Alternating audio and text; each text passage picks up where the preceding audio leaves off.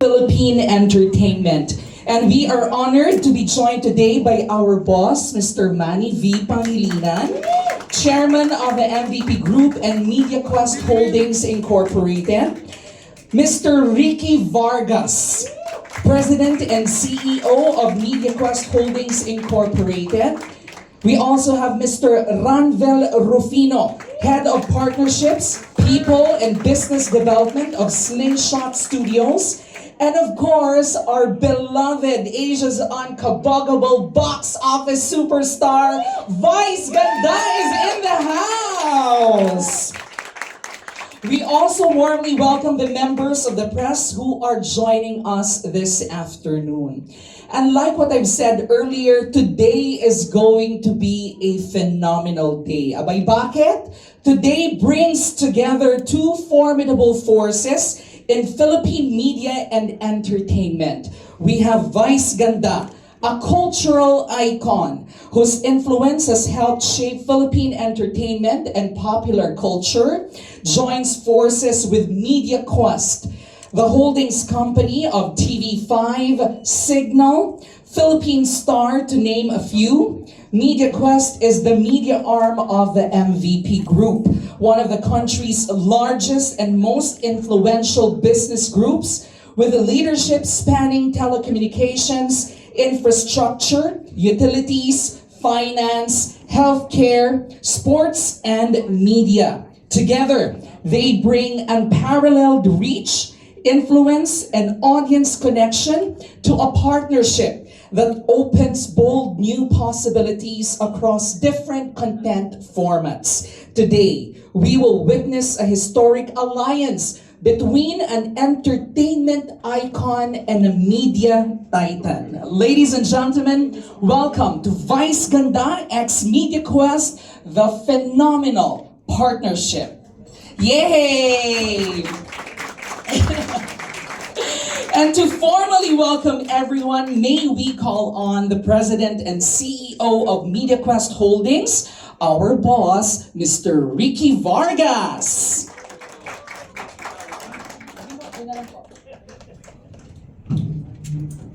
Good evening, everyone. Sabi ko nga kay Vice, nung nakita ko siya sa baba, medyo ninervyos ako. I have never been beside a star like her. So, Vice, welcome.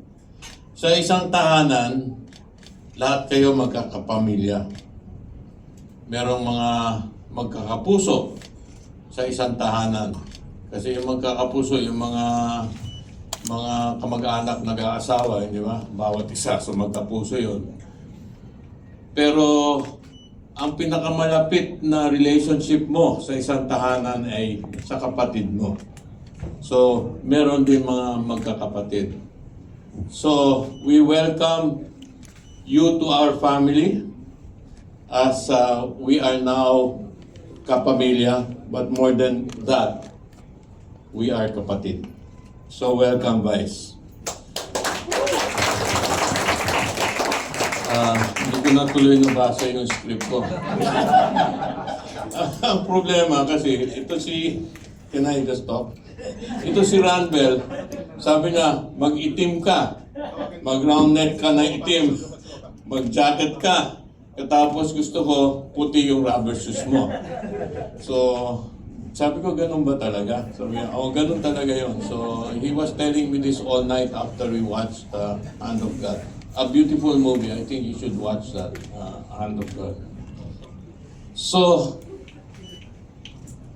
for years, the industry was competing against each other. Vice is an example of what we can become, di ba? What we can become stronger together, what we can share with and gift our people with the best talents that this industry can give our people. No? It's a gift to the Filipino people. His gift is laughter. His gift is fun. And we want to share his gift to as many people as possible. And maybe in Kapatid, in TV5, with MediaQuest, which is it's more than just TV. MediaQuest is more than just TV. It goes beyond TV. We can reach as many people as we can and share the gift of Vice. So Vice, you're here with us. We'd like to work with you. We'd like to be a true kapatid. Subukan nyo yung puso ng kapatid. Subukan mo naman kami. And welcome to this great event. And we welcome you to Meralco. Meralco is kapatid. This is not TV5, but it's Meralco. It's all part of the MVP group. You have Meralco, you have water, maraming tubig ngayon sa kalye. Diba? So you have the hospital group. Vice, she's the head of the hospital, the online MWell group. Shay, who has been helping us put this dream together to have you with us. Vice brings to the people a compelling entertainment option.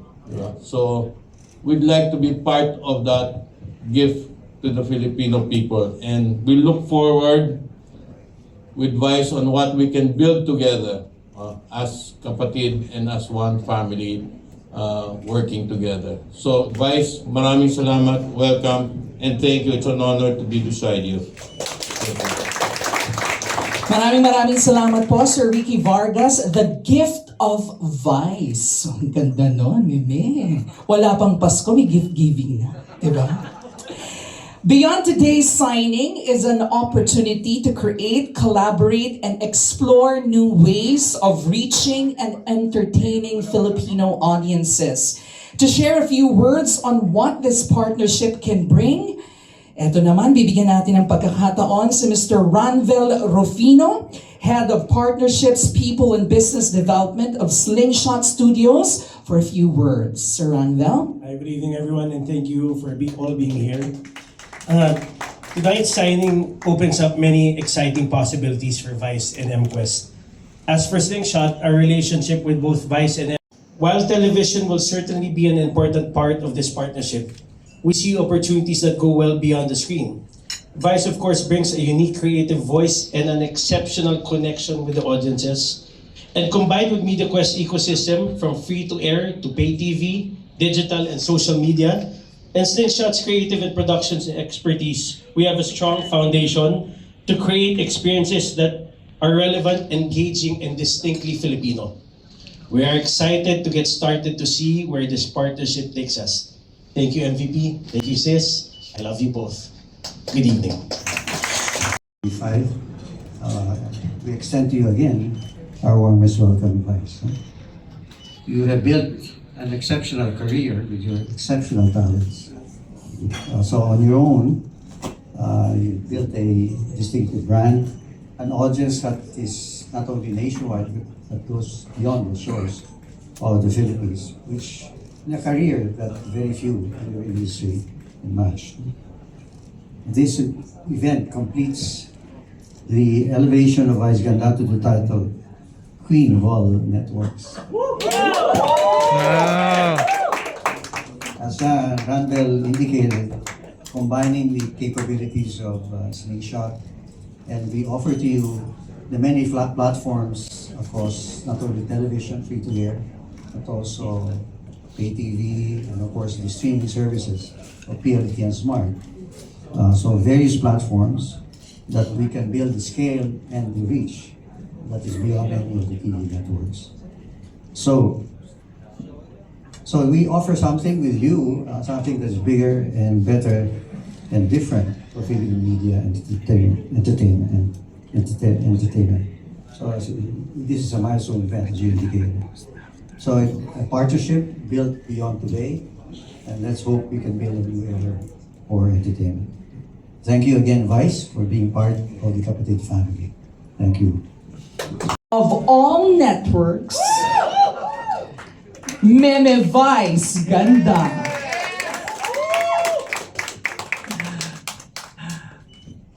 Tawa ko dun sa Queen of All Networks.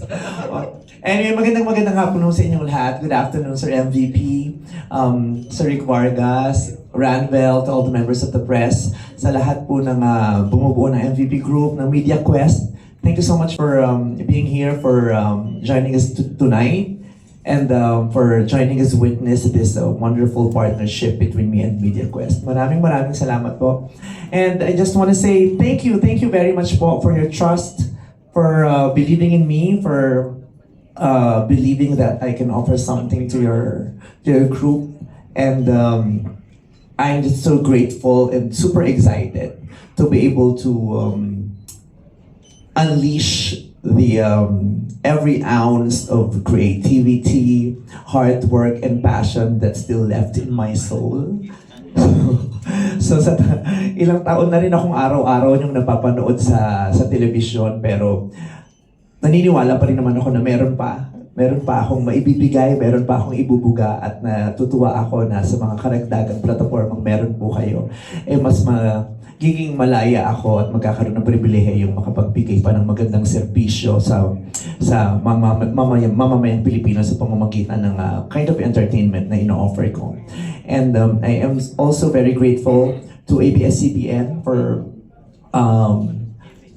every learning na bitbit ko ngayon, sa every experience na meron ako ngayon, sa lahat ng mai-offer ko na nagsimula sa kanila, sa mga karanasan kong ibinigay sa kanila. And I'm just so happy na sa mga partnerships ko now and in the future, ABS-CBN still will always be there to guide me and be part of every content and program that I will be doing. Maraming salamat po, Sir MVP, for allowing me to extend my talent to your audiences. Masaya lang ako because we did not have a not so happy experience in the past.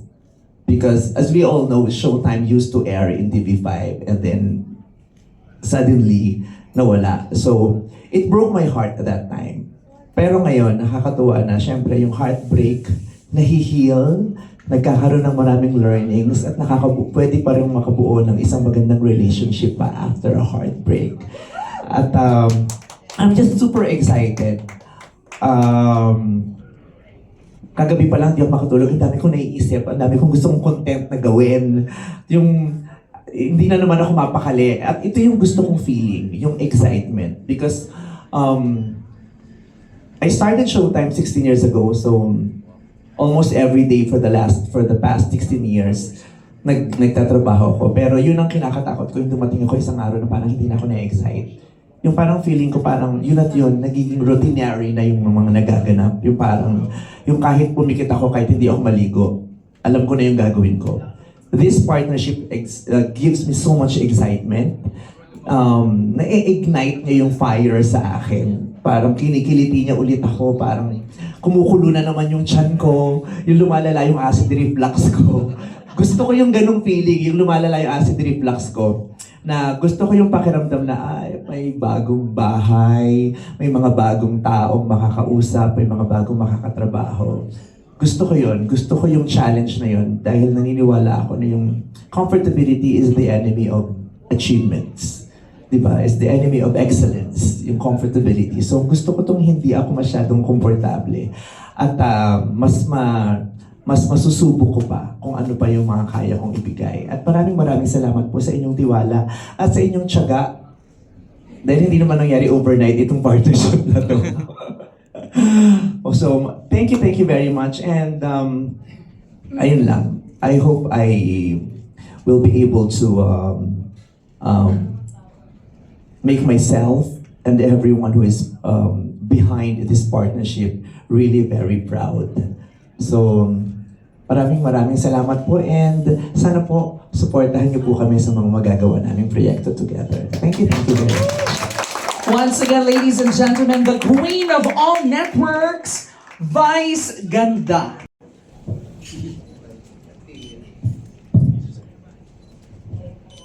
Let me address the second part of that question. I think of course, Vice is a very exceptional person, no? Exceptional talent, and I'm sure we as well are all excited about what content you could bring to TV5.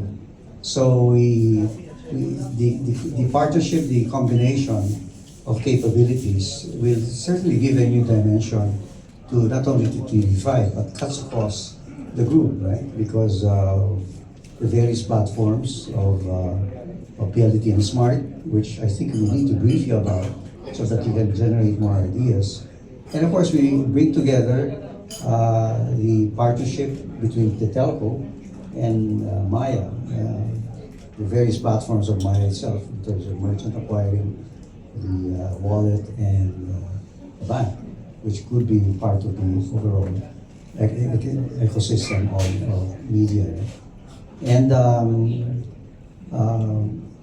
as I said, in terms of the why at this time, any time with Vice is the right time.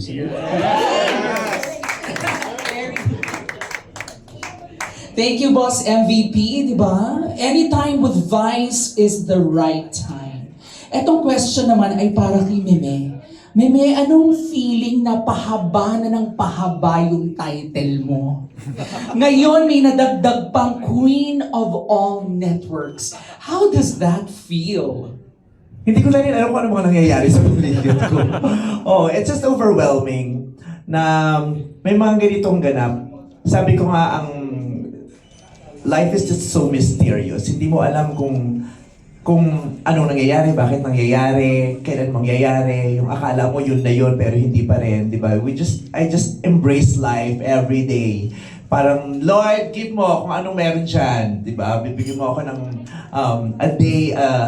a day of fun, a day of another achievement, embrace ko yan. Bibigyan mo ako ng isang araw na ibabash ako, isang buong linggo, embrace ko din yan, yung ganun.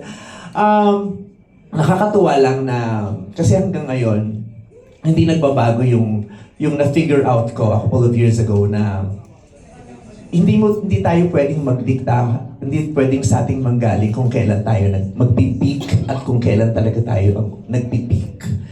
Kasi hindi mo naman alam kung ano ibibigay bukas eh, di ba? Who would have ever thought that I would be sitting down here together with all these executives, pipirma ng kontrata with TV5, di ba? Ang daming nangyayari. So, i-embrace lang natin i-embrace. Kung may bagong title, i-embrace. Pangatawanan. Lalong galingan. Oo. Kasi, yung mga ganyang mga sinasabi na magaganda sa'yo, hindi naman siya basta sinasabi to flatter you. It gives you another level of responsibility. Diba? Parang, may ganyang sinasabi. So, para walang pahiyaan, panindigan na natin at pangatawanan at galingan natin lalo, di ba? Araw-araw, kailangan tayong may patunayan sa sarili natin. Yung sinasabi nila na, tagal mo na dyan, okay ka na, wala ka na dapat patunayan. Siguro sa inyo, pero sa sarili ko, may gusto kasi akong patunayan. Gusto kong sabihin sa sarili ko na, sumasakit lang yung tuhod ko minsan dahil sa edad ko o dahil hindi ako natutulog dahil puyat ako. Pero umaandar at gumagana pa rin yung utak ko. Kaya meron pa rin akong maibibigay. Kaya dun sa mga bagong title o mga bagong maraming salamat. It's a blessing. I want them to expect. I want also to expect. With the audience, I want to expect a pasabog projects. Hello, ang dami niyong pera, dapat pasabog talaga tayo sa MVP. Diba? Parang magtataka yung mga tao, ang dami niyong pera, bakit parang tipid yung production? Yung gano'n. Hindi, kidding aside, mag-expect sila ng same thing. Diba? Ano yung gusto niyo sa akin? Anong hinahanap niyo? You need fun, you need laughter every day to make you through to help you through the day. You need to laugh, to escape every now and then. I will give that to you with the help and support of MediaQuest. And aside from that, sabi nga nung nag-meet kami ni Sir MVP, meron akong narinig sa kanya na hindi ko makakalimutan. Kasi nung tinatanong ko yung sarili ko, before ako nag-decide,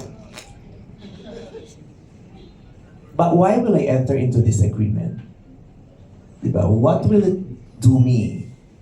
Anong mabibigay ko din sa kanila? Anong mabibigay nito sa audiences? Diba? At this very moment, naghihingalo naman talaga ang telebisyon. At yung hamon na bukas makalawa, wala ng telebisyon dahil sa dami ng ibang libreng platforms. Yun ang isang mga bagay na ayokong embrace.